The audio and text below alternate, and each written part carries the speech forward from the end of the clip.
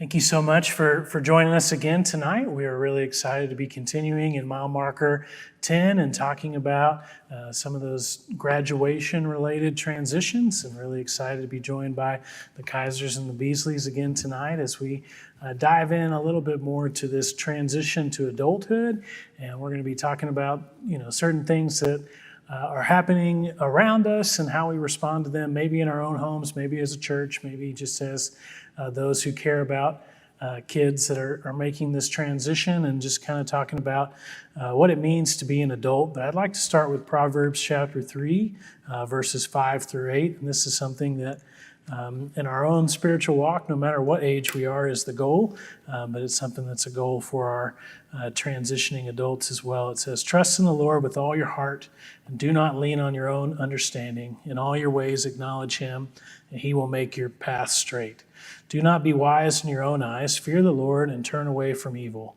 It will be healing to your flesh and refreshment to your bones." I think that's some good wisdom for us all to remember. But this big, word we're going to be talking about is adulthood.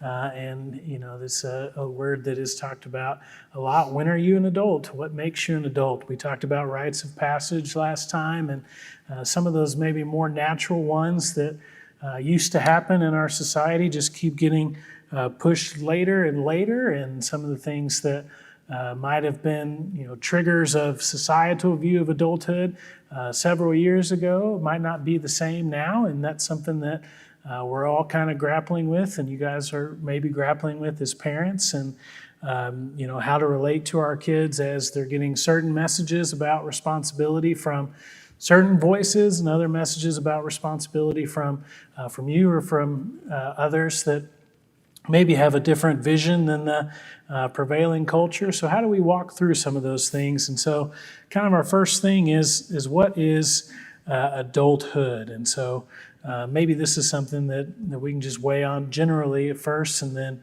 maybe some markers that you think come with adulthood, and then we can talk a little bit about maybe how society defines adulthood. But when you think of what is an adult, maybe what comes to mind? It's funny, as you were talking, Matt, and as we were preparing, I think adulthood really has a lot of phases.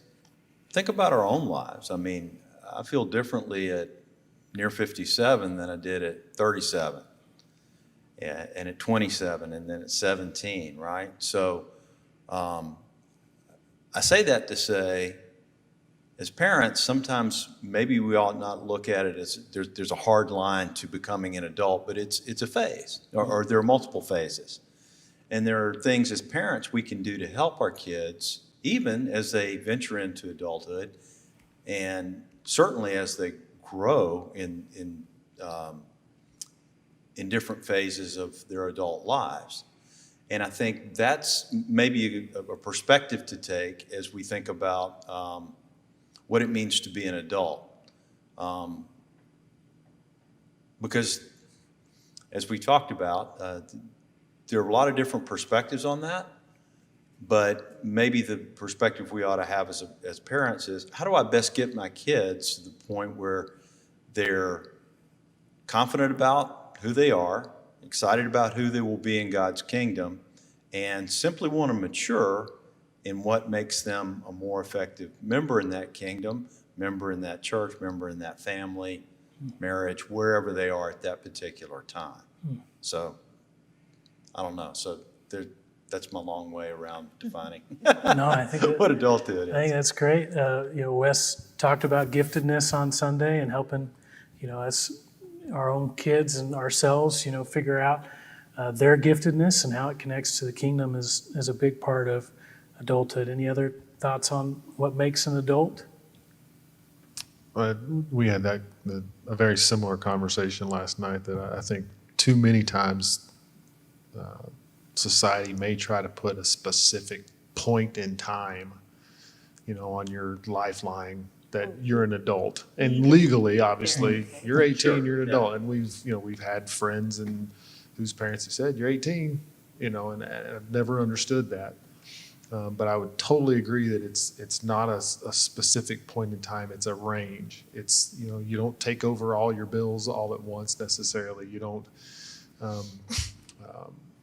you get married so you're an adult. Well, not necessarily, because that somewhat implies that you're disconnected then at that point, and you're completely on your own. And that's just not the way, I don't believe anyway. I don't think we believe that it should be. There's still a connection. They're still your children, and they're still going to need assistance, and it may just be a conversation. Sometimes it might be financially. Sometimes it could be any number of things.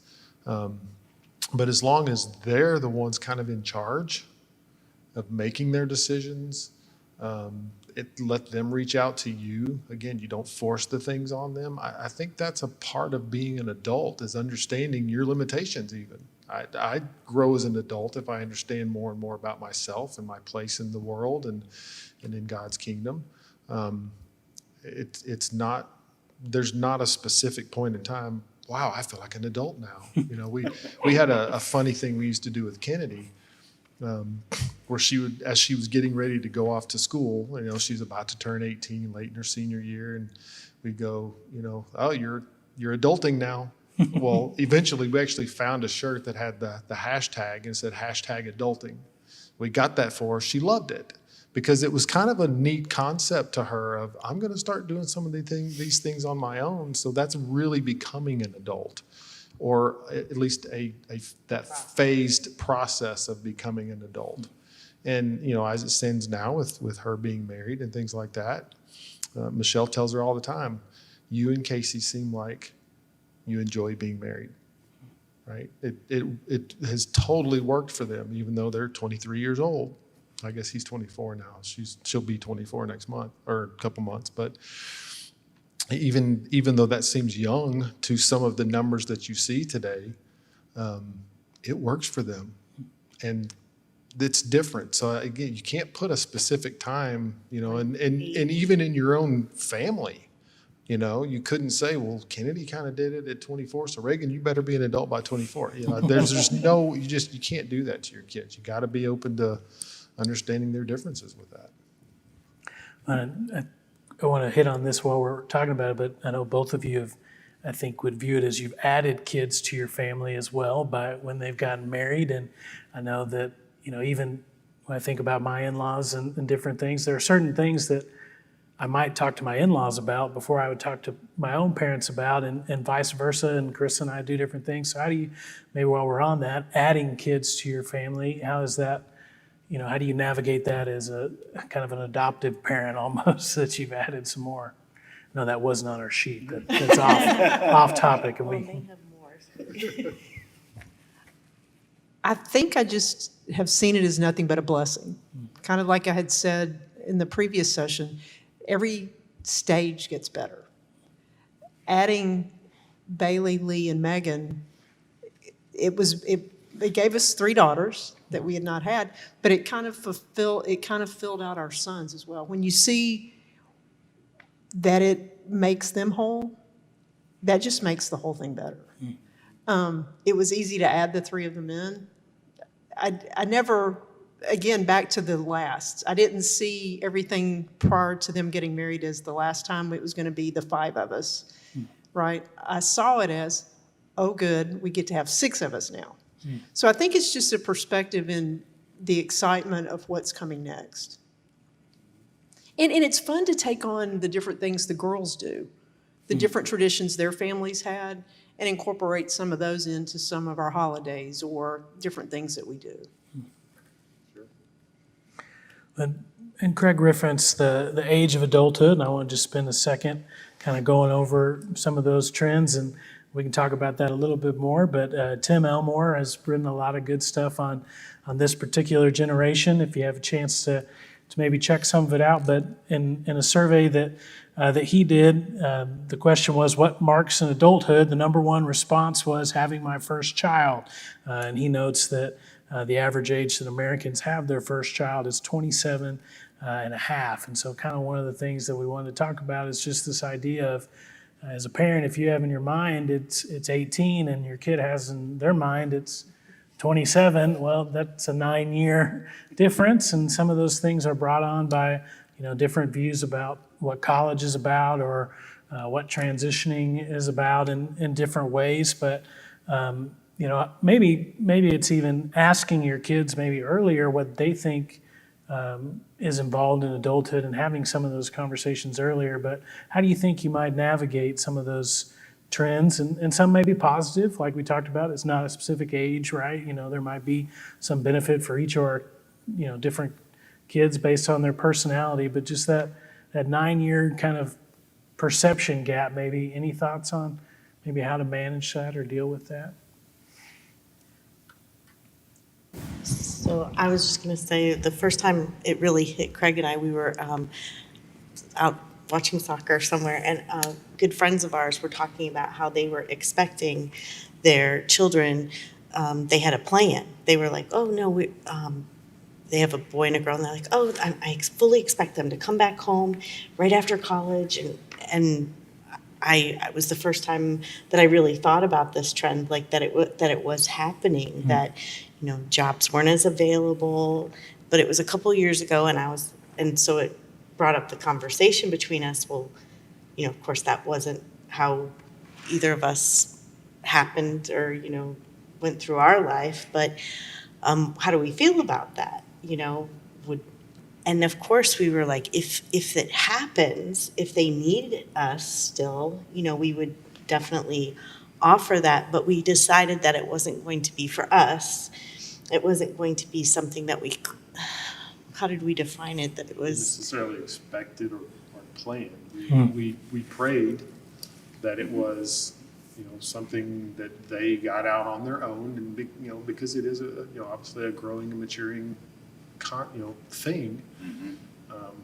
So the prayer was that God would lead them to the ability to do the things on their own, so that they didn't have to come back home. Some kids may come back home and not want to, and that can cause some friction, right? They don't want to be there, but they feel like they have to be, or maybe mom and dad are saying you have to be, and that's just not a dynamic that we personally, wanted to go through, obviously. And again, if it happens and you both sides understand and there's a need, then that's one thing. But it was quite a shock that this particular couple was like, "Oh yeah, they're coming back. I expect it to." Really? Okay. We weren't prepared or had even thought about it, because at the time the trend was starting really to happen. Mm-hmm. And I'm kind of glad they brought it up so that we could, visit that conversation and decide, just sort of your thoughts about it. But And the trend that you'll hear it sometimes is called that emerging adulthood, right? And it's going to be one of those things that with COVID and different things, it may be happening across more and more homes. So at minimum, we just want to bring this up as something that is a part of the conversation of kids that are entering into adulthood, maybe dealing with some different challenges than maybe were prevalent at different times and different things. Yeah, and just, that can be for short term too. Mm-hmm. Two of our sons had scenarios where, like, the lease was going out on their apartment with the roommate before they got married, or they were about to shift gears and go back to school, and they both came back home for a few months after being on their own for a little while. And two things. I mean, I think you be flexible, offer your support, and certainly that way. But also, I don't know, it seemed like when we were growing up, parents would say, "You're living in my house, you're living my rules." Come on, so you just, and I had discussions with both of them and said, "Look, I'm gonna do my very best not to get on your nerves." Because I know what it was like when I was 21 and the summers between, at home, and you're wanting to flex and grow up and everything. So look, tell us if you're going to be here for dinner. Otherwise, you're adults. Do what you need to do, and we're here if you need anything. And give them that responsibility, that respect, that they are earning, because they deserve it. Kennedy was the same way. She was back home for a few months, before getting married. But she was just starting her job at the high school in Richardson as well. So it was that, that dynamic of, I'm not going to tell you what you can and can't do. You have a job. You're doing your thing. You're out on your own, really. Doing that, just spending the last couple months for a place so you didn't have a place, in case you didn't have a place, and you're both paying rent. It just didn't make sense. So that's that flexibility and respect is a huge thing, just to show a child in that situation. I think so much of it too is just, you guys have already talked about knowing your kids, right? That was a lot of the last session. And I know for me, like my first almost year back here working for McDermott Road, I lived with James and Deborah, the Was, and I lived with them for almost a year. And I was convinced that I needed to get my own place.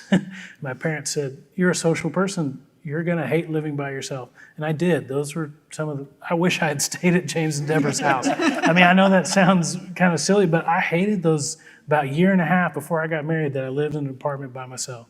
And that doesn't mean necessarily I couldn't live in an apartment by myself, but I was a healthier person when I lived at a house with some people. And I think that sometimes that is a driving factor for people not wanting to necessarily live on their own. When we think about, and this is a little bit broader, and you guys have some kids that are, a little later on into their 20s and different things, but just kind of what are some things about, loving your kids now that they've left the house? We've talked about that a little bit with college, but each of you have some kids that are married and on their own, and you still have that role as a parent, but it's a little bit different. What are some things about being the parent now that your kids are maybe in their own relationships or do have kind of their own homes and different things?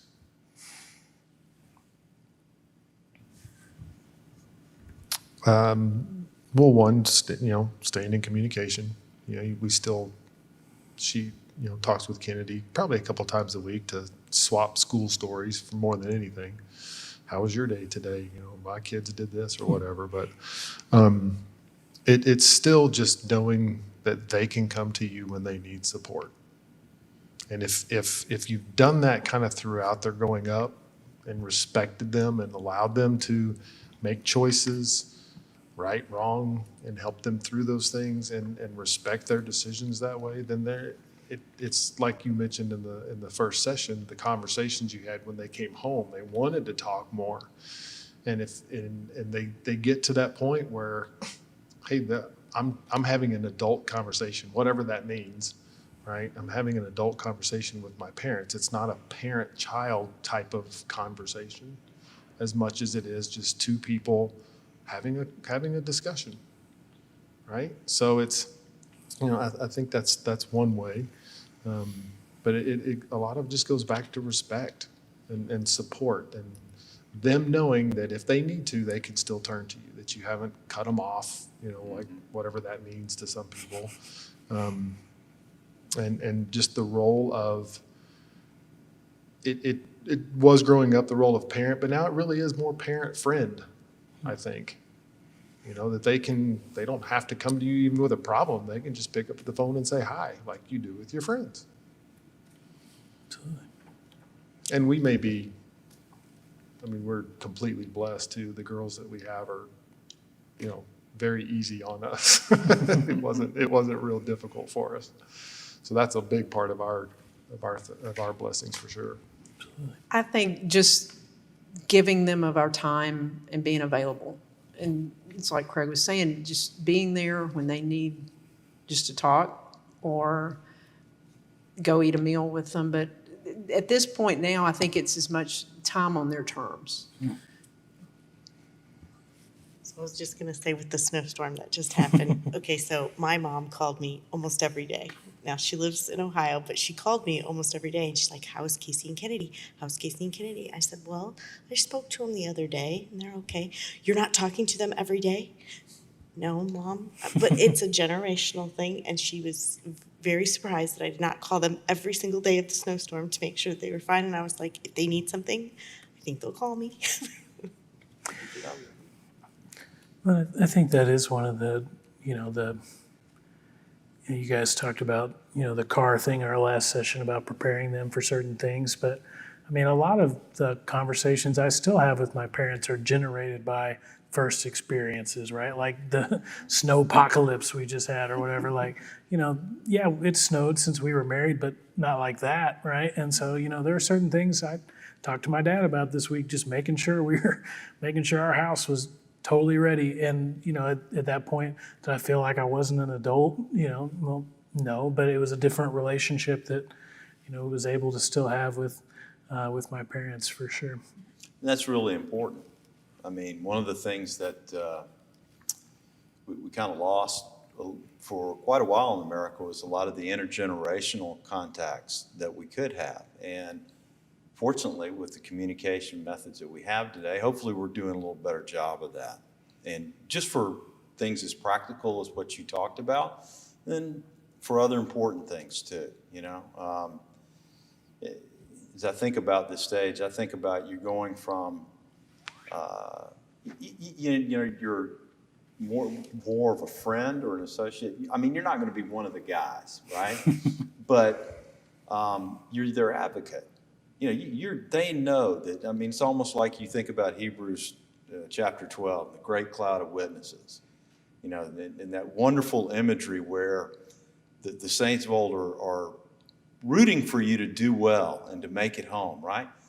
They know that their parents are rooting for them to do well. And that's why they're going to call you about issues that they have or first-time experiences.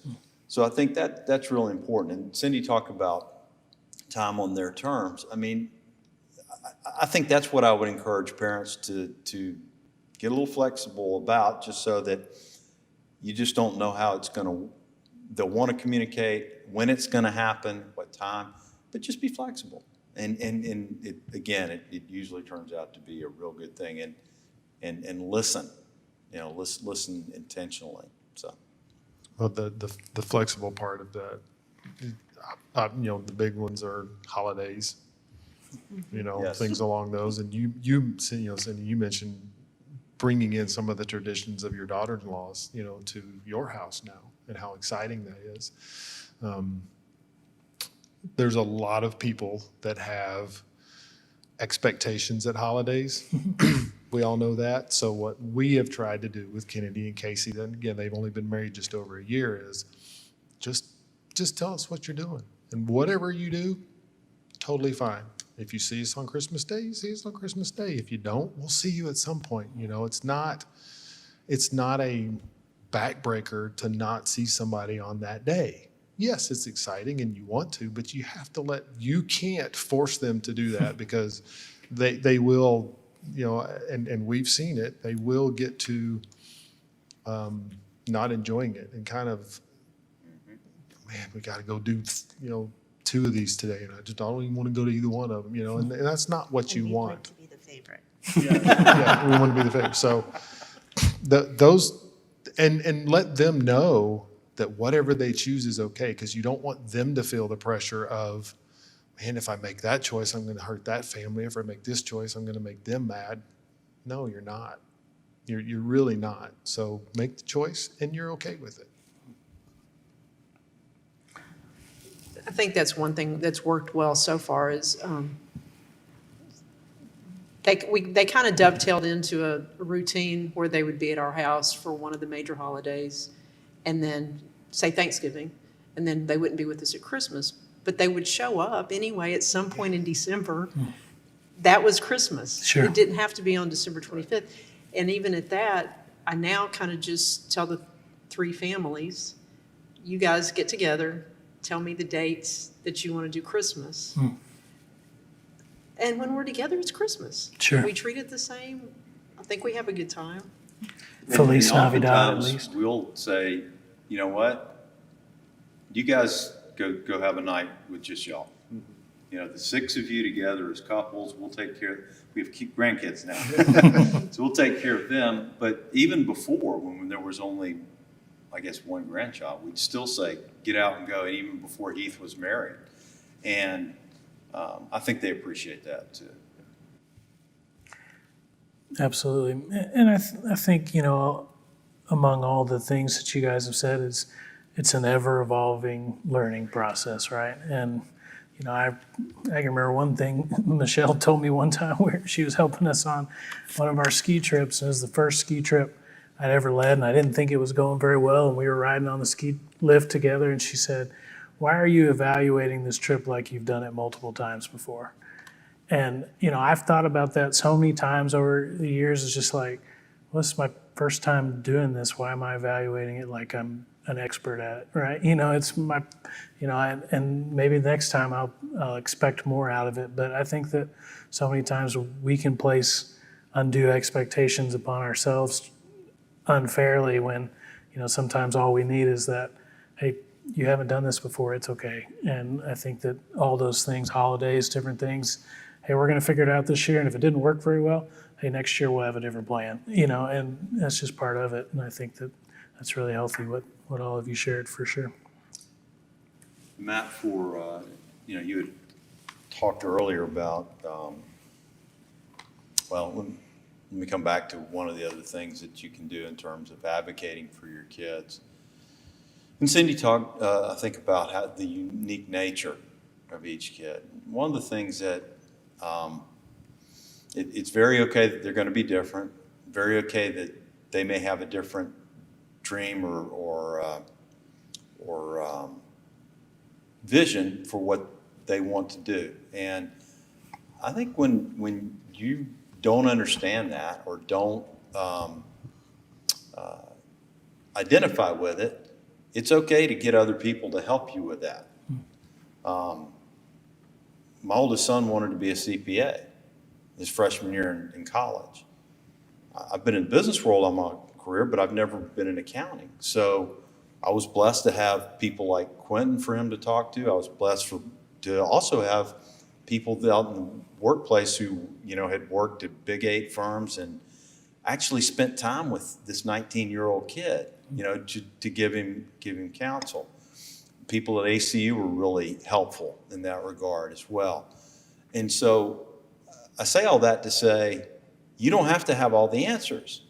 Depend on this body here at McDermott. Depend on your friends and associates. And, most people I find, if you say, my son, my daughter has this vision, wants to do this, that, or the other, could you help them?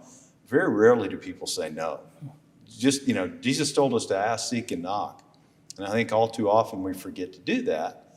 And let's just do that on behalf of our kids, and in that way advocate for them, especially when they may be going in a direction we're not familiar with. But boy, they feel that you are excited for them. They feel the love that you have for them, and they appreciate that you have respect for what they're doing, and you're honoring the choices that they're making as well.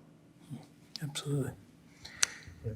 Just to dovetail on that just a little bit, this is more of the pre-launch kind of thing, but it's really as they're growing up.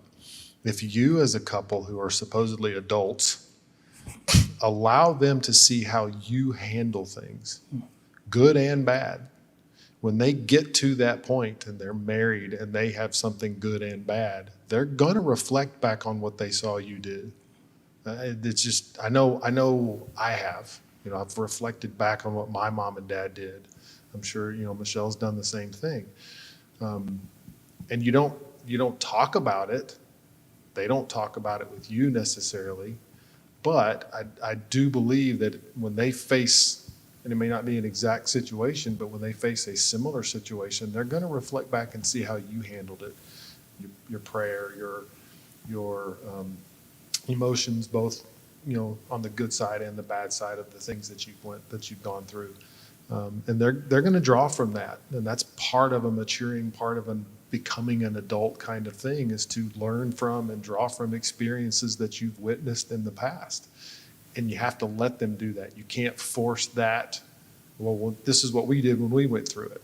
They know. You don't have to tell them. They know. So just let them use that information however they need to use it at the time. makes me think of, and you've probably seen them, those progressive commercials with Dr. Rick, who's teaching, you're talking to him about don't do these things when you're an adult or whatever, but Can't help but become your you can't parents a help little but bit. become them, right? Just a little bit. There are some things we learned by watching for sure. So I want to say thank you to you both for joining us again. And like I said, if you've got some questions, we would love to interact with those. And you can submit those. And we hope that you'll join us again next week for our third session as we continue to talk about loving our kids as they leave the home. So thank you so much for joining us tonight.